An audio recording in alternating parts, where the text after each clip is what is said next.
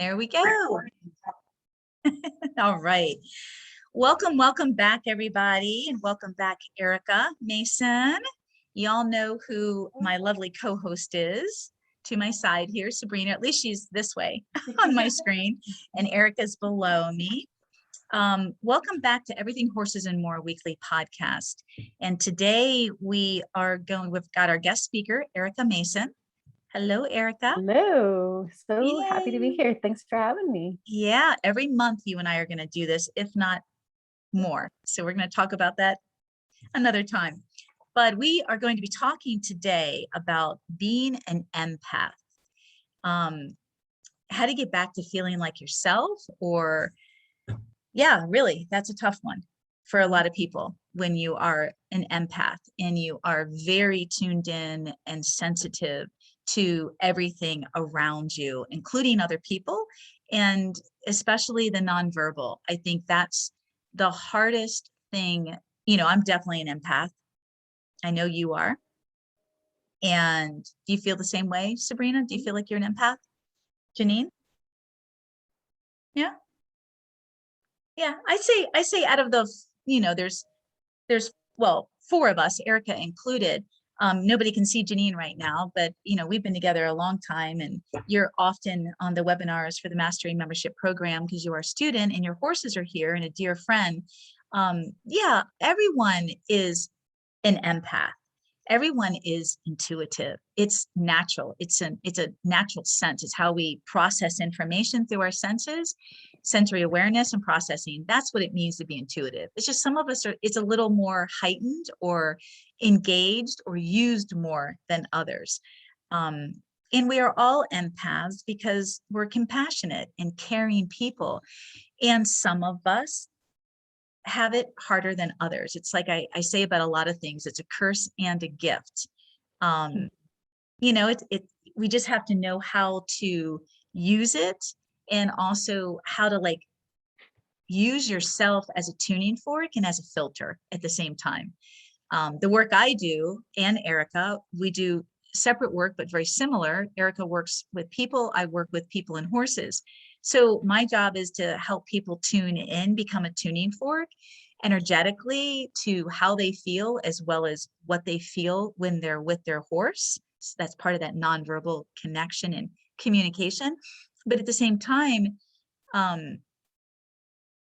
it's also having a healthy filter, like when is enough. And this is a great podcast for all of us out there that have a really hard time, right, Erica? Dealing with what they feel, the nonverbal, and making sense of it, and surviving. They're not thriving, they're just trying to survive. So, my dear, I'm going to let you begin. You start this conversation. I mean, I started it, but please go ahead. Keep it going. Well, Yes. How many of you have been told all of your life that you're too sensitive? It's Yeah. like it's like someone telling you to relax. Like if you knew how to relax in that moment, like just relax, you would do it. If you knew how to be less sensitive, you would do it, right? But it's a lot more than that. And I think this probably speaks to a lot of Caroline's listeners, because her work speaks to being sensitive to so many beautiful things about this horse-human relationship, and about life, and about the Tao. And so, like you were saying, I think of it as a double-edged sword. Like, and maybe sword really isn't the greatest analogy. Well, it but is. No, it is. there's It's really like a curse positives and a and gift. negatives. Yeah. It Yeah. is. It absolutely is, because when you're extra sensitive, we can tune into really beautiful things that most people just don't even notice. We can tune into grace and peace and light and the magic and all kinds of things in an instant. But we can also tune into other people's anxiety and horses' anxiety and bad moods and anger and all that kind of stuff too. So it can be a challenging things at times. So I want to talk about different types of empaths clairsentience is one type, which is called clear feeling. It's like a gut knowing. And this can include feeling other people's or beings, animals, horses, sensations in your body. Yes. You can just, so it's not just knowing something, it can also be feeling other people's feelings in your body, or pain as well. And this can be, Caroline talks a lot about electrocuting your horse, where your horse can electrocute you Mhm. too, if you're sensitive to that. So I don't know if you want to talk about that at all. Yes. Yeah, I'd love to. That, I am, I'm definitely all three of these empaths. And you know that because you've worked with me and you've studied with me. Um, Gosh, we've known each other a long time. And that's been something that, like, I don't want to take the sensitivity level away from my students. I want, like you just said, I want you to learn how to become even more sensitive and tuned in. But then there's Right. that yin and yang, there's always that balance of how do you balance when enough is enough, and take that self-care, and take care of you. But yes, Right. I definitely, the clairsentience, that I get electrocuted from horses, and it's really wild, you guys, because the more I continue to grow myself personally and spiritually and continue to do the work that I teach, I get more and more tuned in. My ability to read the horse on a telepathic, um, energetic level is because of all of these different types of empathy being combined. I mean, I just keep honing in on it because I use it all the time. And, a lot of people used to ask me when I first started this, the Tao of Horsemanship, and I got back into horses. And it was painful. I used to cry a lot, you guys, with the pain that I would see and feel, Mhm. from the horses, and all the rehabilitation and the recovery.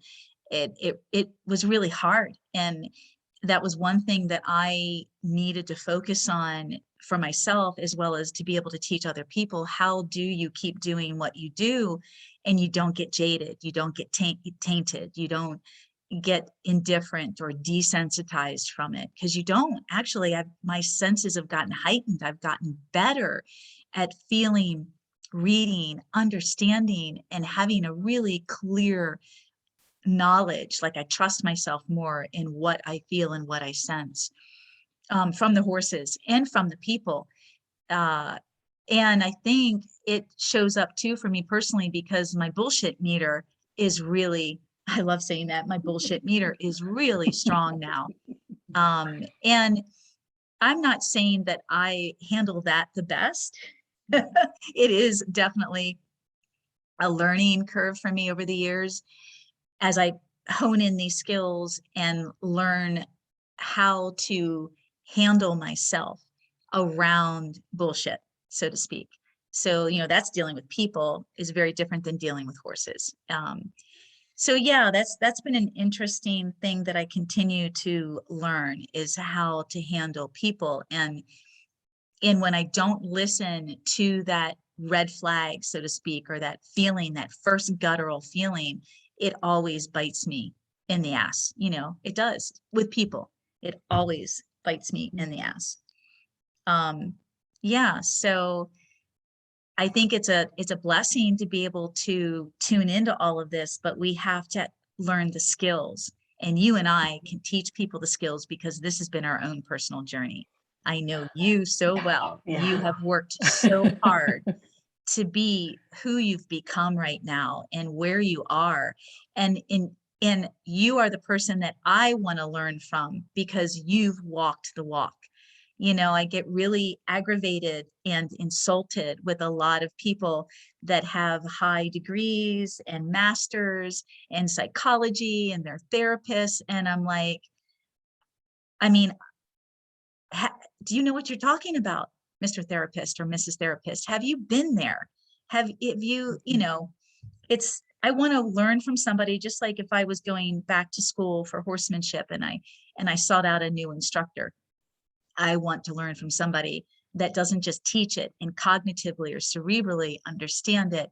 There's a lot of book smart people, but I want somebody that's experienced, that has done it, been there, they know what it feels like. And then they have the ability to process that information and give back that feedback. Excuse me, let me turn my phone off. Sorry about that. I forgot my phone. So I always forget my phone. Let me turn that off real quick. Sorry about that, you Well, guys. there's so much talk in healthcare where I work, but in a lot of realms to use evidence-based practice. And a lot of that is about scientific research. And I feel like, yes, that is very important. And I It know that is. you bring a lot of that into your work. And somehow for a lot of people that downplays the evidence-based practice of your daily life. And, just the time and again practice of what you find through doing your work, and you continue. That's what you do, Caroline, is through every single person and horse that you've worked with, you put these principles into practice and in your daily life. And that's something that I work on too. And so, it's lovely to see more and more people coming forward and saying, but I know this because I know this in my whole being, which takes us to, you spoke of it, but I just wanted to define it, claircognizance or clear knowing, which is just, you just know something, and sometimes you don't know why. And it takes, like we were talking before we started recording, like, Caroline, you've known a lot of this stuff for a long time, and you learned it through your journey with Legend. And then you were like, okay, what is all this? And then it's taken years to unravel, like, how do I know what I know? And how do I break that down so I can teach other people? Yes. So clear knowing is a really beautiful gift, empathic, yeah, empathic gift. And part of that, sometimes what other people are thinking. You talked about the bullshit meter. Like, sometimes you just are like, and it's important to check things out. Sometimes we project things, but sometimes you just know, or what your horse is thinking, and that can be a beautiful gift. Sometimes it's hard stuff to tune into, like you were saying as well.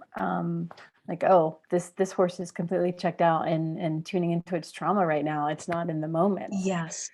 That is such an amazing thing to be able to do, and so important in the work that you're doing, because working with horses can be dangerous when people aren't tuning into those important nuances, which takes us to clear empathy or clear emotional understanding, which can include the overall tone of a room. It can, you can even, a person, a horse, a situation. So you in your work that you do, you're dancing between those things all the time: the clear knowing, the clear seeing, the clear understanding, the clear feeling. So unfortunately, sometimes, like you said, people walk through life with all these filters open at 100%, and it's really easy to get overwhelmed by that. And in response, people tend to want to smoke or drink or hide in a hole or stay away from people, which I know a lot of introverts and empaths have been like, COVID's been the best thing because I have all these excuses to not have to be around people. But but we do need to be around people. And so how do you work with your filters, Caroline, in the work that you do? How do you? Yeah, so this goes back, you guys. Wow. I used to cry at commercials when I was growing up. I used to cry at movies, the same movie over and over again. And I used to get teased and taunted by my brothers, especially, like, rolling their eyes. Oh, here goes my sister again. And I was the youngest. And I would have never, I wouldn't be where I am if I didn't have that nervous breakdown as a teenager.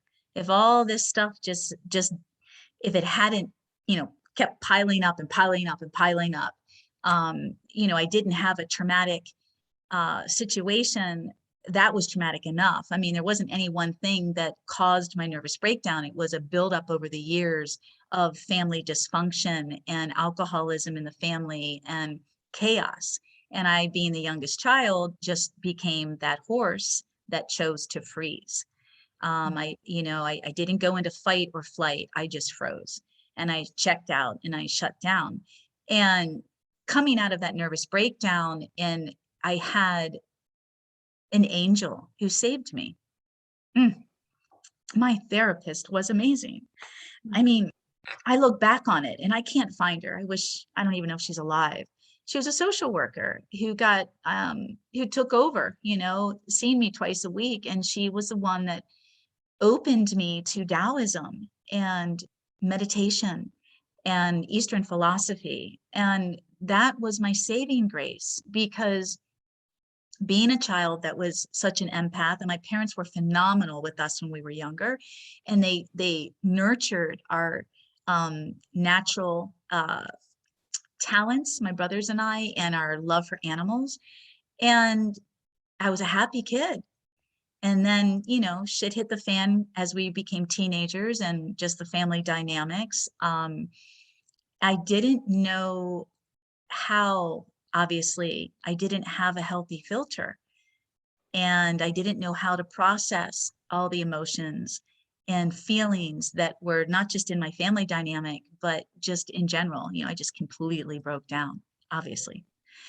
And so when I came out of it, and I had this phenomenal social worker, Amy Diamond, in Shaker Heights outside Cleveland, Ohio. That's where I lived. We grew up for quite a while. And wow, just learning how to slow down and not be afraid of what I felt. I didn't understand what I was feeling. I didn't understand why I wanted to pass out all the time. Every time a big emotion came, you guys, and a big thought or a big feeling, I would completely black out. My boyfriend used to pick me up off the floor in high school. It was so bad. And then they found me catatonic. My mom found me catatonic, and that was it. She was already seeing a psychiatrist, and that was it. So that was my breakdown. And your body has an amazing way of taking care of you and preserving you. And so coming out of that and into therapy, and I couldn't speak. I spent months in therapy, you guys, painting. I was an artist, so I drew these murals to express what I was thinking, because I would pass out. I was so afraid of passing out. And I mean, I was like getting red in the face. I had sweats down my armpit, down my clothes, the stress, the anxiety. I was having panic attacks. That's what they were. Sorry, panic attacks, but they would make me black out. So she started with giving me books on Taoism, Buddhism, meditation, and Eastern philosophy, and how to teach myself how to meditate. She didn't practice these things, but she was amazing. And then being able to express myself through my artwork was another vehicle of expression. And I was telling stories, these big murals I was painting and drawing, and they would tell a story of what I was thinking and feeling. It's amazing. That's why I wanted to go into art therapy. I was going into art therapy when I went to college, and that changed. But anyway, so I learned by meditating and putting myself into a meditative state of mind by breathing, that I could start to handle. That was my first filter. I could start to handle the huge, overwhelming gush of feelings and thoughts that used to give me a panic attack and make me pass out. That I could they would start to come. I could feel the swoosh of the panic. It's kind of like having a hot flash in menopause. I could feel, because I used to get flushed, when I'd have my panic attacks and sweat, just like menopause. So, I could feel that. And then I'd go into that meditative state, and I would, here's the science, you guys, the nervous system, I was releasing what? Dopamine and endorphin. So I was naturally putting myself in a beautiful zone, meditative state of being that would allow me to not go into the adrenaline and then check out.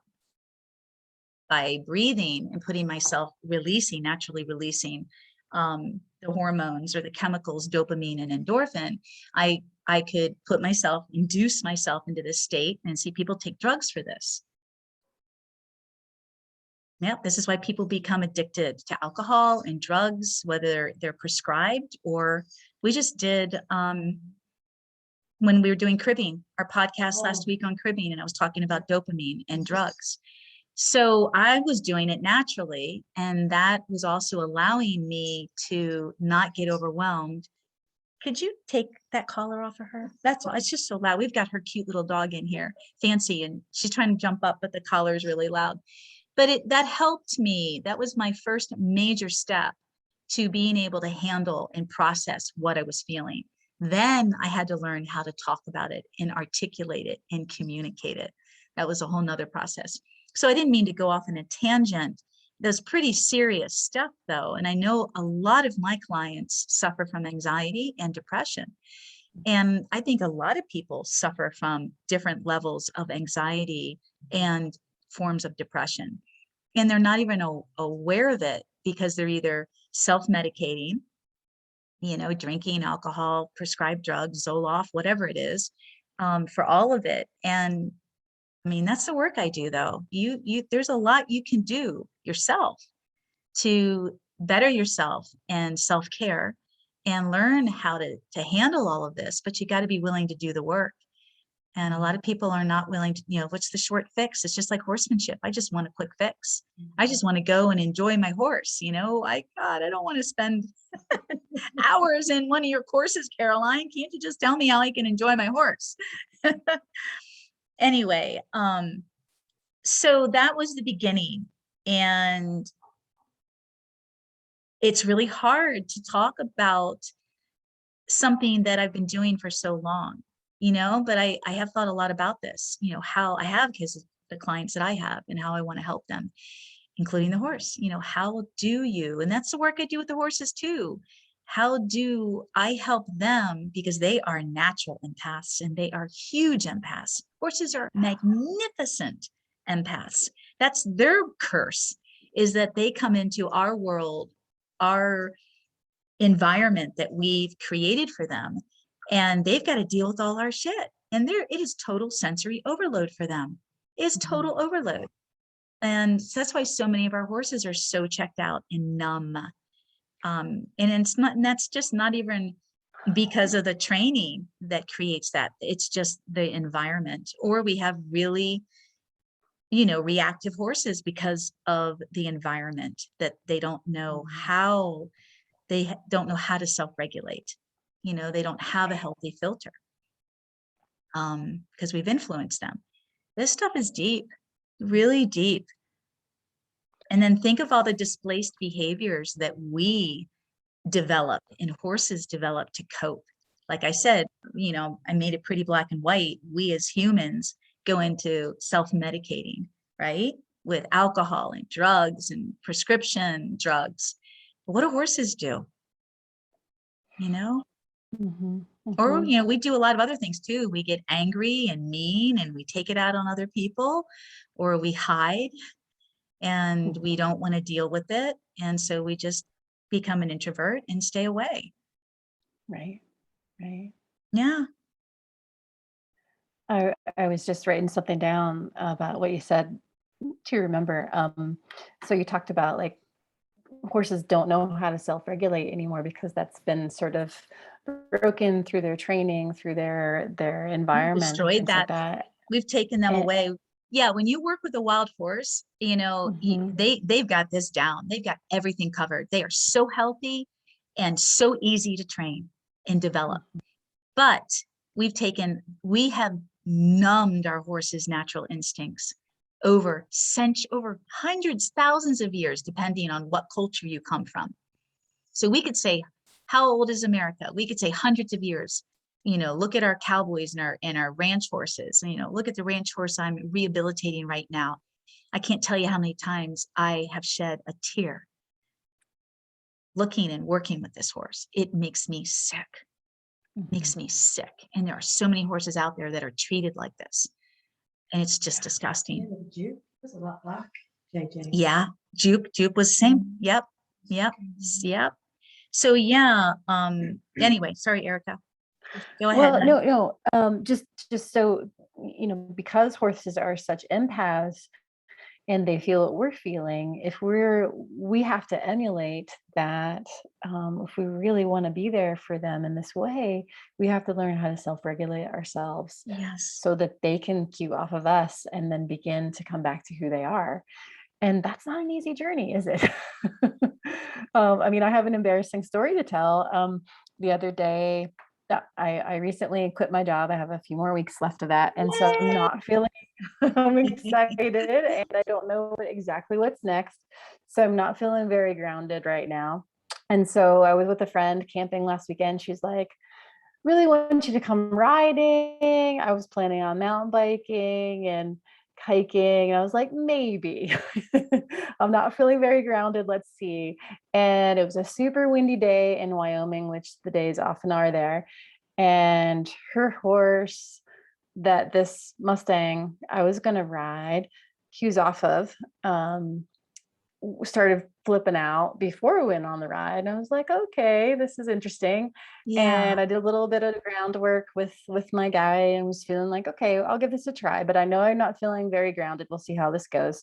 And within like 2 minutes, he had this 5-foot jump spook. And I was like, I stayed on and it was fine. But I was like, yeah, I'm not doing this today. I'm sorry. I'm not in a good place to support this horse. Yeah. And I mean, it's embarrassing. I wish on another day that I was feeling more grounded, more strong in myself, I would have felt fine. But that's just, I know myself. And I don't know. Yeah, but can I say So, something, hun? sure. I mean, I don't want to ride that horse. Yeah. I don't Yeah. want to ride, that's what I do. I don't want to ride a horse. My horses don't Right. spook in the Right. wind. When you Right. do this kind of work that I teach, the reason why the horse spooks is he doesn't have, I mean, that's the wind messes with their senses. The wind Yeah. messes with their Yeah. hearing, it messes with their smell. And so if they don't Sensory feel overload. total Yeah. sensory, and if they don't feel connected to their person, and this isn't about you because you're not their person, you were just going Right. for a ride, but it's Right. up to us to not only help them self-regulate, because in the wild they don't do that. It's just how we've domesticated horses. In the wild, they don't Right. spook. You don't see wild horses running and acting stupid. Sorry, hate to say that, our horses aren't stupid, but acting stupid because of the wind. You Right. never see that with a wild horse, but we don't know any different. We think that's normal. And Right. so these domesticated horses are doing it because they don't feel safe. Now, all of a sudden, you're asking them to pay attention to you, either groundwork or riding, and they're going, wait a minute, I don't feel safe enough around you to give you my full attention, especially when the wind is interfering with my Mhm. senses for survival. And so Right. it's And my it's buddy that's the leader of my herd is freaking out too. That's yes, yeah, exactly. So nobody's able to ground anybody in that situation. And right. I would never ride a horse like that because it's not enjoyable, it's not safe. And also my heart goes out to them. I'm like, oh my gosh, Yeah. buddy, Yeah. I feel bad for you that you are that stressed out. Right.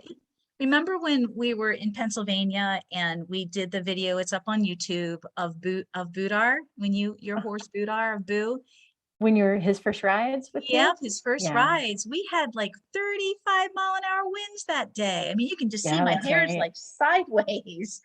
And Boo, because he had no formal education. This was his first time with the saddle and with me.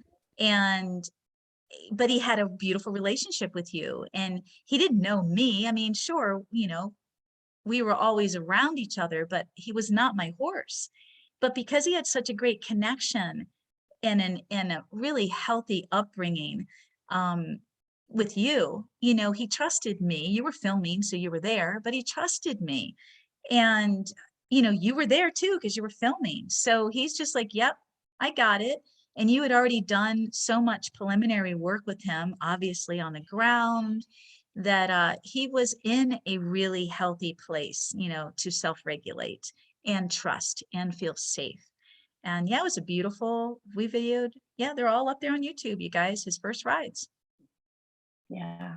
Pretty Yeah. And amazing. I just remembered how much you slowed down time and how he was just like, okay. And and you held that space for him.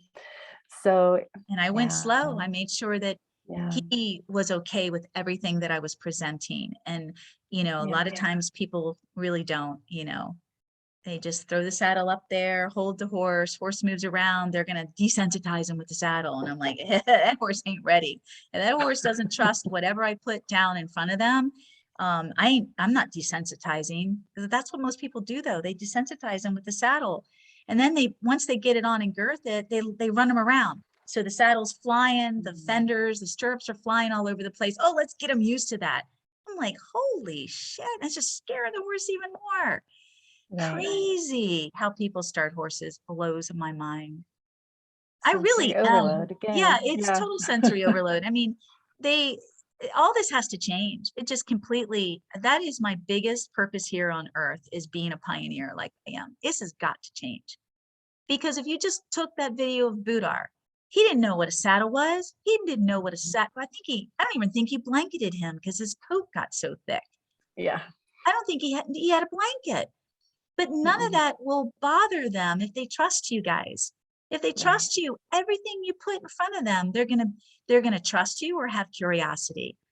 So this is just crazy how we have horses in this box, but it's because that's all we've experienced, our domesticated horses, or the way other people have trained them or treated them or developed them. It's crazy, crazy, crazy. Anyway, you know me, I can keep going off on tangents, but No, yeah, no, it's all there's it's this, such a rich topic. learning how to So, self-regulate. Let me just add this one thing. yeah, Learning how to please. self-regulate for both humans and horses. That's the biggest takeaway.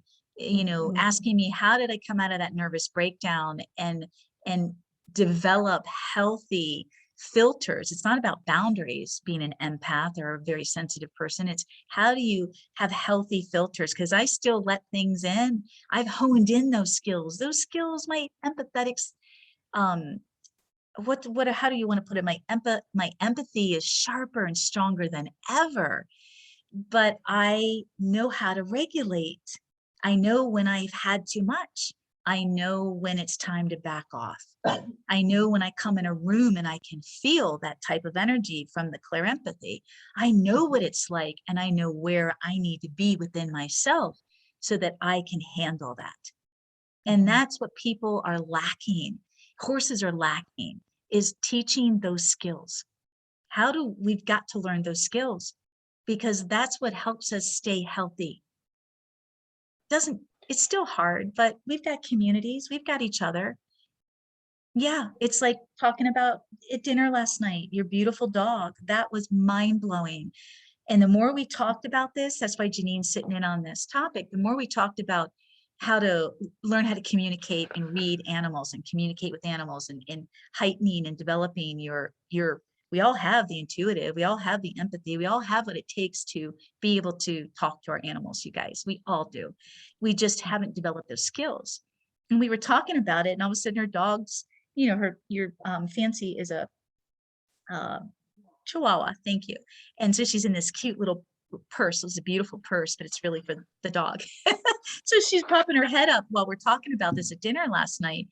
And it's, she's also a really nervous Chihuahua. Chihuahua? Did I say that right? Chihuahua. She's really nervous, and she's a high empath. And so we were talking about that last night, and I'm like, you don't want to criticize her, you don't want to take that away from her. We have to support that nature of who she is, but also help her learn how to regulate. And yeah, for dogs too. We all have the same chemicals, you guys, and hormones. Animals, we can release adrenaline and we can release endorphin. So we can all learn to self-regulate. All of us, species, as long as we have those. Yep. Anyway, Yeah, I'll yeah. be quiet. No, no, no. So just trying to think about I have some.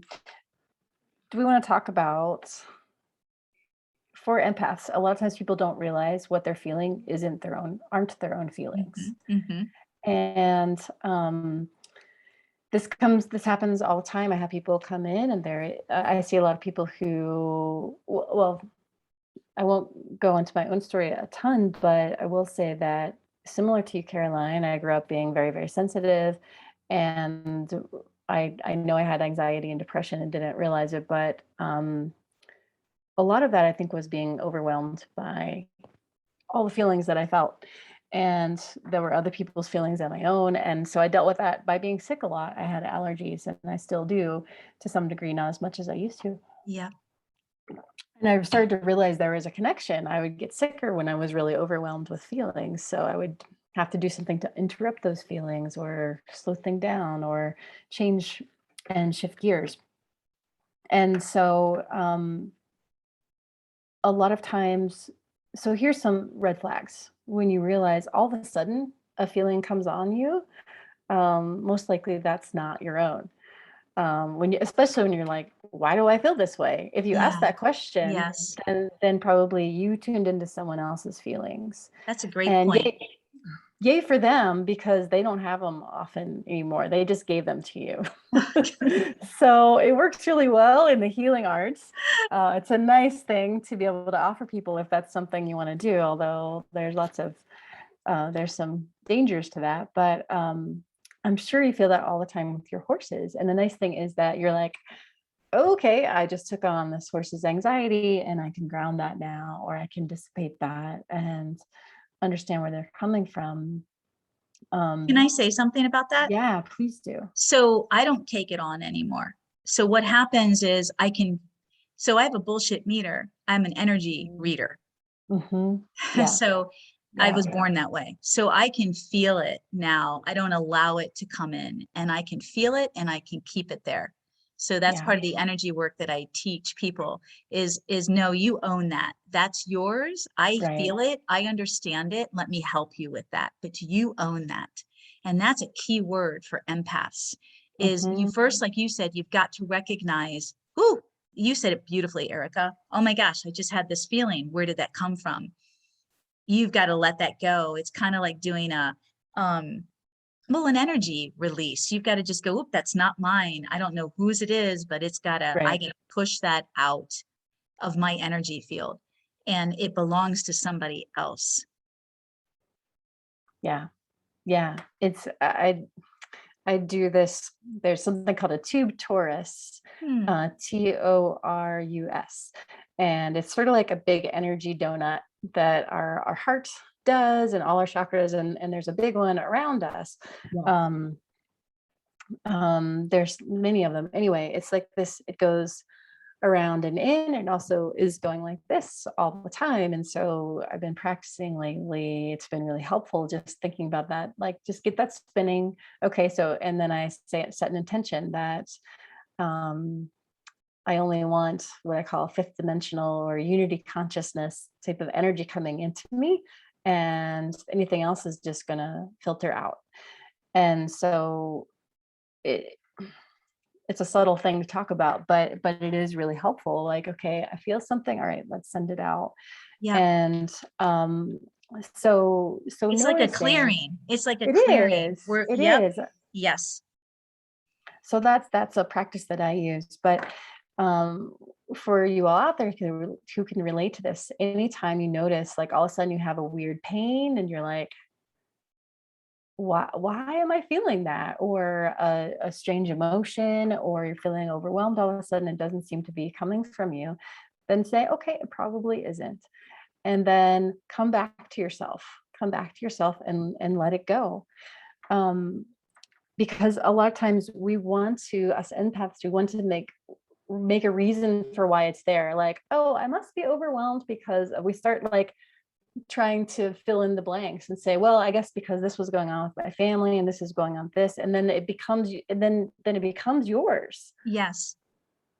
and part of your story. You kind of, we try to make sense of things, so we make it part of our stories. So pausing, and this is so important for work with horses, pausing and say, okay, this isn't mine. And so what do you do in those moments? How do you say, okay, you own this is yours? How do you do that? Oh, wow. Yeah. I mean, we just took my mom. Yeah. perfect example, last weekend over Labor Day, we took mom up to my brother's lake house to her to spend time and then go back to my other brother. And, you know, she's been traveling around and then she'll come back down here over the holidays. And when my family and when we get together, we have a lot of fun and we can fight. So it was a big get together with, you know, the nephews and a bunch of family, and typical, drank too much, all of us, but David and we didn't get into anything. My brother and I, we dropped it, but it was one of those moments where, and you know, drinking can numb your senses, obviously, and it makes us say stupid things and do lots of stupid things too, if we don't, you know, drink wisely, so to speak. But the point I'm making is in those moments, and with or without alcohol, it's not about the alcohol. If I'm cognizant and aware of what I'm walking into or what's about to happen energetically, I can leave. I can leave that space completely. And that way I don't get caught into it, pulled in. That's one. There's three things. I can also pause, like you just said, and just work on grounding myself. And I too work with the energy around me. And it's almost like an energy field, like a force field. And I'll just be like, nope, not coming in. It is not coming here. So that's a healthy boundary. That's a big deal. A lot of people have a hard time having healthy boundaries like that. And the third is I'll be very vocal. So if I know somebody is setting me up, like, you know, it happens in my family and setting me up and, you know, going to push my buttons, I'll just call them on it and say, you know what, that's your shit.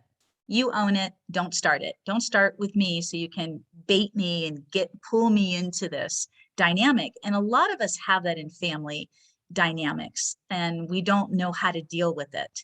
And that's definitely been my experience with working with thousands of students on a very personal level. So, you know, there's three ways that you guys, and there's probably more, but those are the three ways that work best for me. And they work well for a lot of people. Is just, you can't be afraid of being so sensitive. How can you use that positively and also to help yourself? Tune into it. Don't try to hide from it. Tune into it. Try to figure out where it's coming from, and then start working on healthy boundaries. And sometimes saying something can drop someone dead in their tracks. You know, in my family, we're not afraid of confrontation. So if anything, we all need to just step away because we can go at it. But a lot of people don't know how to communicate or are uncomfortable in a confrontation. And so they avoid them. And sometimes that's just the easiest thing, is just finding your voice and just calling someone on it, or just walking away, you know, and just taking yourself and your energy out of that situation completely. I know in my experience working with so many people, that have boundary issues because they are empaths and they've learned all sorts of negative coping mechanisms. And I'm not talking about self-medicating. I'm just talking about behaviors or ways of dealing, you know, the psychology aspect of it. You know, they really get trapped. You get sucked into other people. And and and you're not even aware of it. They're not even aware of it. And all of a sudden, you know, they feel horrible about themselves. They feel horrible about the situation. They're doing, you know, they've developed some negative behaviors, and it's just a really vicious cycle that makes you feel really bad about yourself. Because of the way you're trying to deal with it. You're not a bad person. It's just this horrible spiral when you you feel so much. It's like, what do you do with that? And like you pointed out so well, we really have to figure out, is it coming from us or is it someone else's? And most of the time it's someone else's, but we don't even know that because we've never developed healthy boundaries. So we just think it belongs to us. And it does so much damage, so much self-esteem and confidence. One of my most amazing epiphanies in life has been with this, is just because you feel what what someone else is feeling, or a horse, another being is feeling, doesn't mean you're responsible for it. Good point. Yes. Very And well said. that just, Very well said. and that's just from that understanding within myself. And people say all the time, like, wow, I mean, sometimes they say I know they're thinking other things, but like, you're really bitchy, but so um, you know, it's having boundaries is a powerful thing. Like, no, I don't need to do that. I don't. And that's the work that I do with people. And energetically, there are cords between people. There Yes. are gushes in Yes. their chakras. There are Yes. big openings and things like that that correlate with these feelings of responsibility for other people's experiences. And so, um, just that understanding is a big thing that I work on people with. Just because you feel it doesn't mean you're responsible for it. And which is another way of saying what you said, like, this is yours, you own it. And also, like you said, sometimes you do have to walk away, because not everybody is ready to have that Mhm. conversation. Yes. Most people aren't. Yeah, it's like you have to um, pick your battles, pick. right, right. Yeah, it takes time. I mean, it's definitely something I certainly have had to work on. And, especially the taking the responsibility, that's a really big one. I mean, how many of us, Yeah, I have most of my life felt responsible for so many yeah, situations and feelings that didn't have to be and didn't belong to me, but I didn't have boundaries. So I just get pulled into them. And all of a sudden I'm part of this, and it becomes a negative. It ends up becoming a negative. Um, so that's huge. it really is. It's That's a just great such a word. simple thing, but Yes. it's a lifelong practice that continues to deepen. Um, I Do we want to talk about some more? I have sort of a list of some things that can help, and I know you can add to that for when you're Yeah. feeling someone else's or Yes. your horse's emotions and you need to disconnect, especially when it's overwhelming. Um, so obviously grounding, and we talked about that in Yes. a podcast in the past. And there's lots of resources out there. If you want to go to my blog, I have a blog on that, self-care for the first chakra. Yep. um Slowing things down is a way that you ground. I know, taking deep breaths, feeling your bones, feeling your muscles. Your bones resonate with the first chakra, your feet on the earth.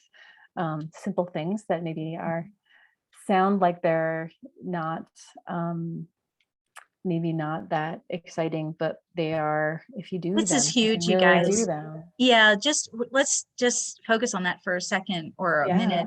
Yeah, I mean, I ground. It's such a part of my being and meditating that I don't even consciously do it anymore. It's so unconscious. So you'll see me in my videos, you'll see me when you work with me, I'm always in a grounded position. And that's where I'm centering my energy like a channel from the top, energy field out here all the way down my chakra system is going down one leg in particular, connecting with Mother Earth. And I'm allowing all of that energy to get Mother Earth like a tree's trunk, you know, uh, roots, not the trunk, but the roots.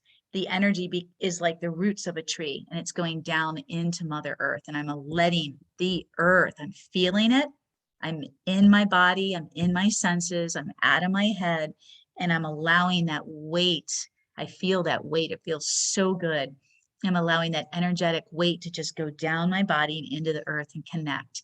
And you teach that, I teach that. It is powerful, and it becomes so second nature when you practice. Like anything, it becomes a habit. And then all of a sudden, every time you're walking or doing or being or sitting, you are grounding and allowing yourself that pause and that ability to center, which gives clarity. It is amazing. And it is a meditative practice in and of itself. Yeah, absolutely. Absolutely. It is. Something I've been doing lately, also, is to think about bringing in source energy, through my crown, through my head, Mhm. crown chakra and into my body, and then sending it, taking from my root chakra, from my tailbone, and sending an infinity symbol back and forth to the core of the earth, and just circulating that, like continue to bring Mhm. up earth energy, send my energy down, and feel that relationship, because I've needed a little extra special Yeah. help with that lately, and that's felt been a fun new one. Um, so sometimes when we're really, really triggered, and we feel connected to other people's or horses or beings' emotions, um, we need we need to just keep doing things until something works. um, Sometimes I have to do like 10 things, and when I'm really triggered. So doing something you love that brings you back to Mhm. your center, that is like just something that you're passionate about, is also something that can interrupt the feeling of someone or something or some beings emotions and bring you back to yourself, something to interrupt it. And so if you're feeling really low energy, you can watch a show you love, you can read a book you love. Sometimes I'll read, just look for an inspiring quote, watch a video of Caroline's and get inspired again, and then come back to your horse, be like, okay. And because you're an empath, you can, and we all have this ability, tune into something that inspires you and be like, okay, then you can kind of feel that in your body and say, that's how I want to be, Yeah. and bring that back With to that that feeling. situation. It's like replacing a feeling, Right, replacing a right. negative feeling of being overwhelmed with a positive feeling. And then that produces that Exactly. endorphin, you guys. That's part of helping to naturally self-regulate yourself. That's the real science there. Yeah, What's anxiety? Adrenaline comes, you're right. anxious. And the opposite is releasing that endorphin or dopamine. So you feel relaxed and calm again. Yeah, that's great. Yeah. Take a media break. We all know that this is gonna be a good thing to do. But think about how overwhelming it is to see all these pictures and videos and input, and all these people wanting Overstimulating. Yep. to sell you or tell you, or like, oh, this person's really happy, that makes me feel worse about myself, or oh, we're just reacting to everything we're seeing, and just stay on the Sensory bottom. overload. Yep. Yes. Absolutely. Absolutely.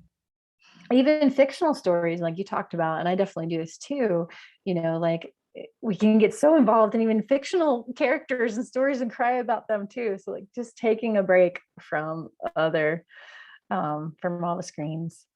um Tuning into something uplifting is another way, what we were saying a moment ago, but go be in nature, listen to music that uplifts you, read a Mhm. book, do something that helps you to do it. Listen to a guided, if you can't take yourself there right now, listen to a guided meditation. There's thousands of them out there. Yep. um, Tune into another station. Basically, you're not happy about the station you're tuned into, find another one. Yep. um, Connect with a friend that you can talk to is a Yay. wonderful way to do Yes. it. Someone who understands, who you feel like isn't going to judge you, Yes. and where you can let it out, and who they can remind you of who you really are, is a great thing to do when you're feeling overwhelmed or attuned to something that doesn't feel like it's coming from you. Exercising and sweating it out is a great one. Sometimes just feeling the emotion and getting it out of your system, screaming into a pillow, having a Crying. little Yep. crying, having Crying is good, you a guys. It moment. releases adrenaline. Yes. That's the science of crying. Release the adrenaline. How many of us don't cry? And you're holding Yeah. all of that adrenaline inside. Yep. Yeah. Yep. It's not good. Yeah. Absolutely. There's, I don't know if any of you were talking about Janine's, hi Janine, the Chihuahua. Yes.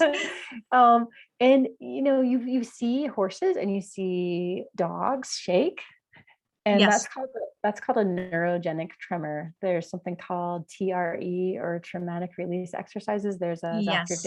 David Berceli who developed this for veterans and people who've been around trauma, but we can all do it. I started doing it 20 years ago when I was meditating, and people thought I was really weird, but I would just suddenly have these little shakes. And that is releasing all that stored up adrenaline that we're holding in our nervous systems. Yes. Animals get that. We That's why override your it, think horse it's will do weird. that too. Yep. When you're Yes. working on something that's a trigger, and you pause and you give your horse some time to, you know, process and digest and decompress from the whole situation. And you'll see, like, I call it a somatic release. You know, you'll just see them do like a tremor, and they're releasing stress, and we Yeah. do it too. Yeah. And so if you ever feel that urge to do it, let yourself, because a lot of people think, what's wrong with me? Am I having a seizure? No, Yeah. you're not. Chances are.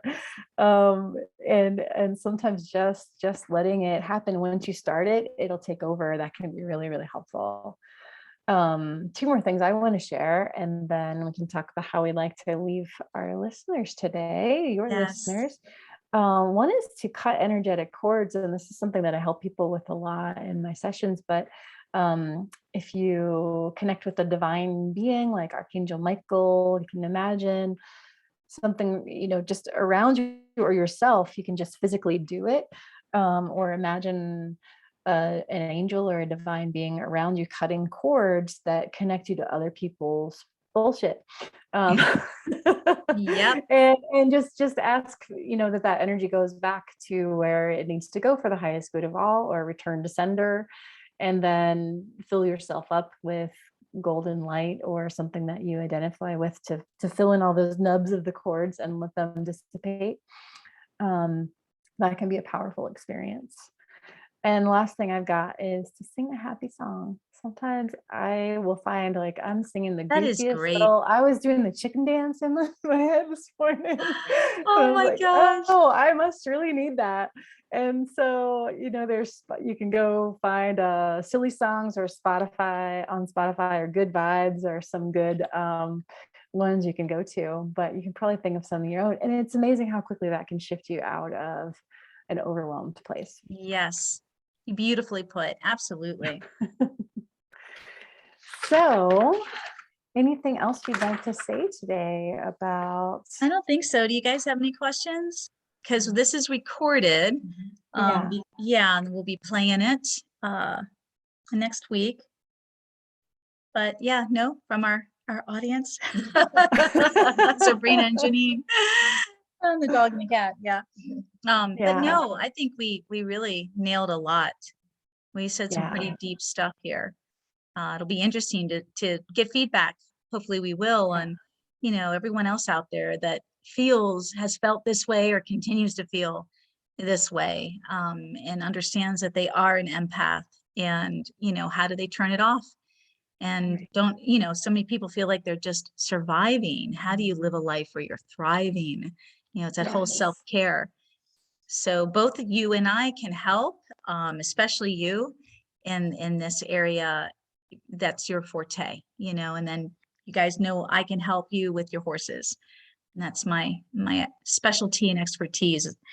But yeah, I think we Yeah. nailed it, girl. I think we nailed it. Just to speak to that, that cycle of your horses and empath, and some of them are more than others, or more sensitive. And if you Yes. feel like you're an empath and you just feed off of each other negative, feeling each other's bad feelings, Caroline is so good at helping you break through that cycle. And I Yeah. know a lot of you out there are frustrated with that. Oh And yeah. It's yeah. hard. I think real quick, a great example of that is when my clients are trying to do something with their horses, whatever it is. Doesn't have to mean that they're a student of mine yet, but they'll come to me, they'll find me because they're like, oh my gosh, my horse does this and it scares me, or it upsets me, and what happens is, and I see this when I work one-on-one with my students, you're not even aware that you're feeding into their emotions, you're feeding into your horse's energy. And so, like, as a professional in what I do, when I come to assess a horse for the first time and they start a negative behavior that, is bad for them and is worried their owner, I come in with no expectations. I'm not attached to anything. And so I don't get attached to the horse either. You know what I mean? And I think that's one of the hardest things for horse owners is they get so attached and they don't But I take it realize. personally. Yeah, well, that too, but they don't realize that exactly, but they don't realize that they're feeding off and feeding into their horse's emotions. And they're actually making the situation even worse because they are adding to it negatively. I mean, I know how many people are in there going, oh my gosh, my horse just took off in the round pen and they're bucking and bolting and oh, I don't know what happened. If that happened to me, I'd go, isn't that interesting? Do you see where everybody else is like, oh my gosh, I do something wrong, or damn it, why are you doing that? You know, they either get angry or upset or they question themselves. It's all negative though. And now you're feeding into and feeding off of your horse. You're just adding negative. And that happens a lot to empaths, you know, that are just, they get stuck in that cycle of, did I do something wrong or what's going on? Instead of having a healthy separation and going, why did that happen? You know, questioning it, but not getting sucked into it, if that makes sense. It does. That's a powerful, powerful dynamic you just said right there. I mean, that's, yeah. In all of our relationships, what about like if Yeah. you get into a fight with your husband, you know, and is it I call it a clean fight, or does it get messy? And it's the same scenario. It's like, look, I want to have a clean fight. You know, here's my shit, that's your shit. Let's talk about it, okay? But I'm not going to own your shit, and I'm not here for you to own my stuff. But so we get so entangled in that, you know, and triggers to being high sensitive, to all the stuff you're talking about, not being able, we don't even know that we are attached in an energetic way, you know, through the chakra system. That stuff is deep. It's really powerful.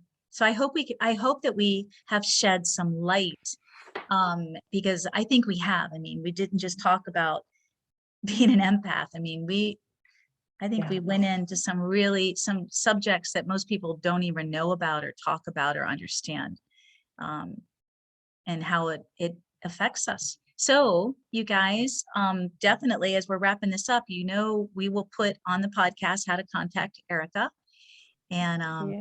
and list some of the ways that you can help people. You've got, go ahead. So I've been doing craniosacral therapy for 20 years now. She's amazing. Thank you. And I've been honing for probably about 10 years doing this work at a distance, which sounds pretty wild. But when you know you're an empath and you know you can feel people's energy, we can do this over Zoom and work with your chakras. I can see what's going on with your chakra system, where you have cords, what belief systems are feeding into that. We can clear belief systems, go into your Akashic records. Sometimes it's ancestral patterns. Sometimes it's your own personal soul pattern that you came here to work on. Yep.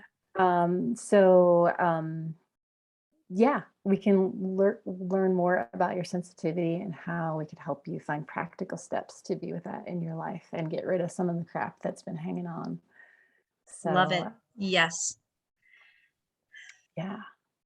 So good to be with you. Thank you so much. We'll be doing this at least once a month. I can't wait till the next one, and they'll be live because you'll be able to, you know. Yes. You'll be not a freelancer, but you'll be working for yourself. Yes, I will. I love it. Excited. I'm so excited, which could be lots of opportunities for 2022, you and me down here. Yes.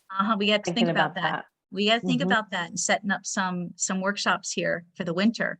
Yes. Yep. Girls are all ready for it. All right. Awesome. I just love this. I've been like, how are we going to work together, Erica? How can we do this? I know. I have this job that's getting in the way. Not anymore. Not anymore. I love it. I love it, girl. All right, you guys, stay tuned for the following week. So this is recorded for the 15th. And then who's on the following week? Do we have Master Farrier back? Brad Kelly. We'll have him back the 22nd. Yes. Well, he'll be here Monday to do our horses. He's flying in with his lovely wife, Ariella. So we'll have him on a podcast the following week. All right. Okay. All right, girl. I will catch up with you Okay. later. Mwah. That's great. Bye, all of You. Bless you. you. Bye, everybody. Okay. Bye. Bye.